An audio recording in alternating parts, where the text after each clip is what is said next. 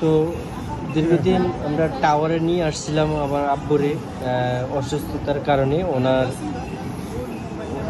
ওনার যে পর্যায়ে আপনাদেরকে বলি হচ্ছে মাথায় আঘাত পাইছে, রক্ত জমাট হয়ে গেছে। আর আপনার হচ্ছে ডাইন পাও ভেঙে গেছে।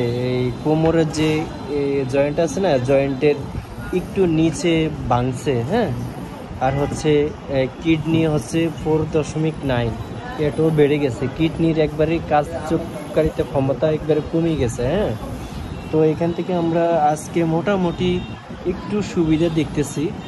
আর ওনাকে বলতেছে হাড়ের ডাক্তার কালকে দেখাবো। হাড়ের ডাক্তার এখনো দেখানো হয়নি।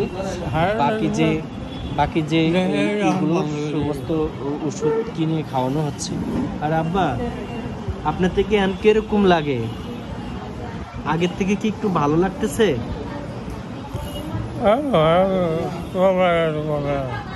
সবার কাছে বলেন, সবাই আমার জন্য দোয়া করবেন, এই কথা সবাই আমার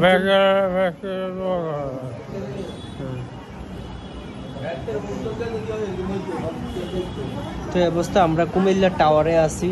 আর অনেকেই কমেন্টসে জানতে চান আসলে ওনার সিটি স্ক্যান করাইছি, তারপরে হচ্ছে বুক এক্সরে, তারপরে যে পায়ের এক্সরে করাইছি। এখানে পাটার জয়েন্টের পায়ের যে কোমরের যে জয়েন্টের কাছেই ভেঙে গেছে। আর মাথায় আঘাত পাইছে, মাথায় রক্ত জমাট হয়ে গেছে, খাড়ের থেকে পড়ছে। তারপরে হচ্ছে যেটা আমাদের গ্রাম অঞ্চলে বলে আপনার খালে পড়ে গেছিল। খালের থেকে পড়ে গিয়ে পরে আবার বাড়িতে নিয়ে আসছে। বাড়িতে আনার পরে আপনার খাড়ের থেকে পড়ছে। আরেকটা জিনিস হচ্ছে উনি চোখও কম দেখে, বেশি একটা চোখে দেখে না, এই জন্যই খালের নিচে পড়ে গেছিল। ওইখান থেকে ভয় পাইছে, ভয় পেয়ে মনে করেন বাড়িতে আনছে।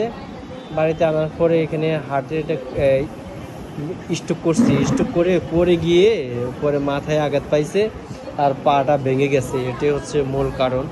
তো সবাই দোয়া করবেন বেশি বেশি, আল্লাহ তাআলা যেন দ্রুত সুস্থতা দান করেন। আর আমার বাবা আপনাদের কাছে দোয়া চাইছে, আপনারা একটু দোয়া করবেন। সবাই সবার জায়গা থেকে একটু দোয়া করবেন যেহেতু তাড়াতাড়ি সুস্থ হয়ে যায়। অক্সিজেন চলতেছে।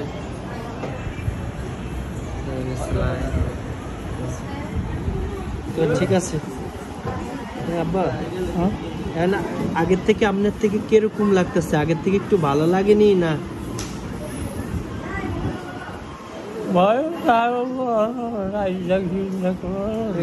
স্টক করার কারণে আপনার কথার সাউন্ডটা একবারে লো হয়ে গেছে।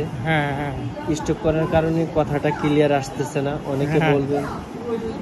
তো বেশি বেশি দোয়া করবেন। আল্লাহ হাফেজ।